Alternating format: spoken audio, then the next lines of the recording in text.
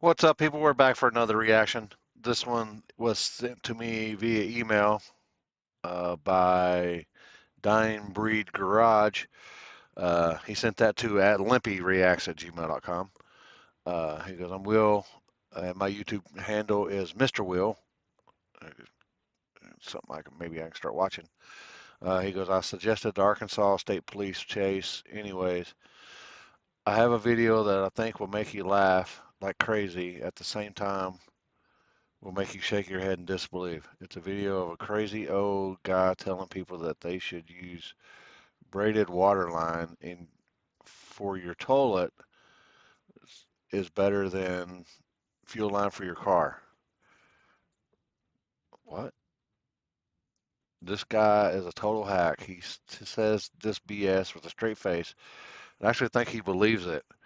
Uh, but I will tell you, but I will let you react to this crazy video. Love the channel. Thanks, man. Thanks. The link's below. We got it already queued up here. So, hardware store, hot rodder parts, cheaper and stronger than a real thing. Uh, Appreciate it, Mr. Will, and we'll give her a little look-see here. So last week we did that video on that inlet line that collapsed. It was like a fake braided steel line with a rubber liner, and the rubber liner had turned to like mush. So did the video and I explained it. I had never seen that kind of line before. A bunch of you guys did. Well, new one on me. But in the comments, several people said it's probably water supply hose, a water supply line, implying that water supply line is like a bad thing. But the truth is, water supply line is actually superior to the normal rubber hose that we use with the braided steel lines. So the reason that we use rubber for the braided steel lines is because we make custom lines, custom length lines, and we use a screw-in AN fittings. Where with a Teflon or PTFE, Teflon, right? Teflon is the brand name. PTFE is what it's made from. It's the actual stuff that it is. It's poly something something E, right? So PTFE, it's Teflon. That's what this stuff is made of. Oh, yeah. It's braided steel, like it's legit stainless steel on the outside, but on the inside is this Teflon, the PTFE. The reason that we don't use this on Uh, how much pressure is that thing supposed to hold? I don't know. But hell, people just go to Home Depot and get your Menards or wherever you are from. Just go there and get y'all's fuel fittings. This guy right here knows. cars is because you can't make easy custom lengths and use the screw-on ends. So I need like a more of regular this. AN fitting, you would, let's say, tape the stainless, cut through it with a sharp hacksaw or a whizzer wheel, and then you would assemble the coupling for it, right? But on these, the the PTFE or the Teflon has to have a crimped end. It won't hold a regular. So that's why we use rubber for the most part in automotive applications. This stuff is actually superior. It's stronger. Now you think about this, right? If a water supply hose lets go in your upstairs bathroom or an upstairs kitchen, it can total your house before you even know what's going on, or flood the house. So these hoses are made to an extremely high standard. But you can't use those ends, those screw-on ends. They have to be crimped. So what you do with these, now I wouldn't use this on anything higher than, let's say, the pressures that a typical carbureted fuel system is going to see. So between, like, let's say 10 and 12, 15 psi. That's about as far as I would go with these, because the only effective way to use these in an automotive application is to tape it over, cut it to length, and then use a hose clamp, a band clamp on it. And in that Oh case, yeah, it'll hold 14, 15 psi. It'll hold the typical 6 or 7 that a carbureted fuel pump will carbureted. Oh, okay. operate at. I know it'll operate higher, but I wouldn't trust it there. So So this is that's why for you don't want to carbureted use it in a high applications. pressure application.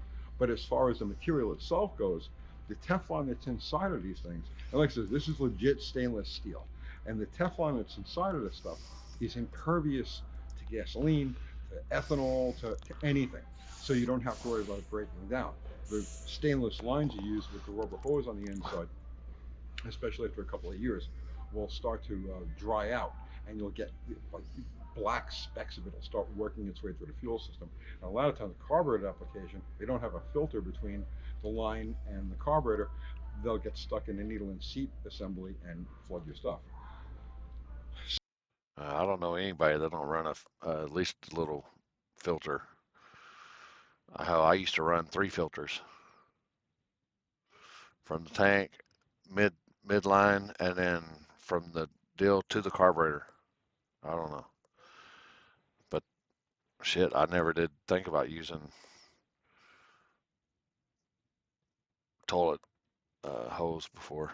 So high pressure applications, no, but for regular gasoline, carbureted type of thing, where you can get away with a hose clamp on it, there's one other I just downside to don't. it too.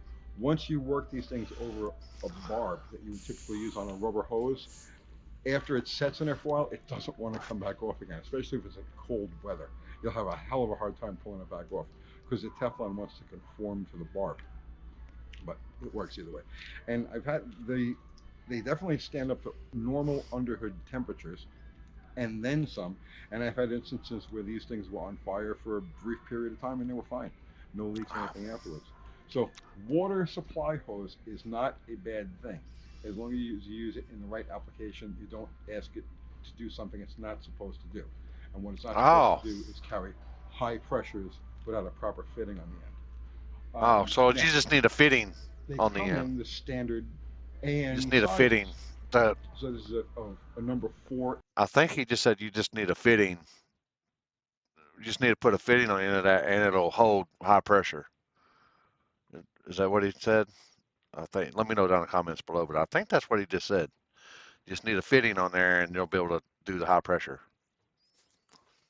AN, so it would be 5/16 inside diameter.